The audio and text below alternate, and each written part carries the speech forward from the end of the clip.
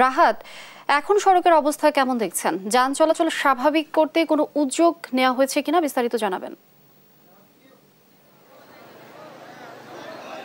জি ধন্যবাদ লিনিয়া। যেমনটি জানেন যে আজকে সকাল 10টা থেকে মিরপুর 10-এ যে ব্যাপারটি হচ্ছে সেটি হচ্ছে যে অটোরিকশা বন্ধের প্রতিবাদে একটি অবরোধ কর্মসূচি তারা পালন করছেন এবং মিরপুর যে 10 নম্বর গোলচত্বরটি রয়েছে সেটি কিন্তু আমরা দেখতে পাচ্ছি যে অবরোধ করা হয়েছে। এবং কিছুদিন আগে মূলত এই ব্যাপারটির সাথে কিছুদিন আগে হঠাৎ করে সরকারের পক্ষ থেকে একটি সিদ্ধান্ত আসে যে ব্যাটারি চালিত যে অটোরিকশাগুলো ছিল যেগুলো আগে মহাসড়কে অবরোধ করা হয়েছিল, মহাসড়কগুলোতে চালানো নিষিদ্ধ ছিল, সেই মহাসড়কে নিষিদ্ধের ব্যাপারটি এখন চলে এসেছে রাজধানী ঢাকায়।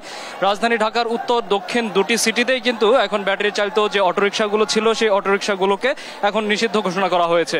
এবং অনেকটা এই সিদ্ধান্তটি হঠাৎ করে আসার কারণেই কিন্তু দেখা যাচ্ছে যে অটোরিকশা চালক যারা রয়েছেন তারা এর বিপরীতে ক্ষুব্ধ হয়েছেন এবং তারা এই আন্দোলনটি চালনা করছেন। এবং তারা যেটি বলছেন সেটি হচ্ছে যে তারা অনেকেই কিস্তি নিয়ে এই অটোরিকশাটি কিনেছিলেন অথবা দেখা যাচ্ছে যে অনেকে অনেক ধার দেনা করে এই অটোরিকশাটি কিনেছিলেন। এবং এখানে একটি লক্ষণীয় বিষয় যে এরা মূলত প্রত্যেকে কিন্তু আসলে নিম্নবিত্তের মানুষ এবং নিম্নবিত্তের মানুষ হওয়ার কারণে তাদের এই আন্দোলনটি এখানে জোরদার হয়েছে। এবং অন্যদিকে আমরা যেটি দেখতে পাচ্ছি যে মিরপুর 10-এ এই অবরোধের কারণে একটি জনদুর্ভোগ সৃষ্টি হয়েছে এবং মানুষ এখানে যাতায়াত করতে পারছে না, অনেক লম্বা জ্যাম সেটি সৃষ্টি হয়েছে। অন্যদিকে যেটি দেখা যাচ্ছে যে এখানে মেট্রো রেলের যে মেইন গেটটি ছিল সেটি কিন্তু বন্ধ হয়ে গিয়েছে, মেট্রো রেলের গেটটি দেখা যাচ্ছে না।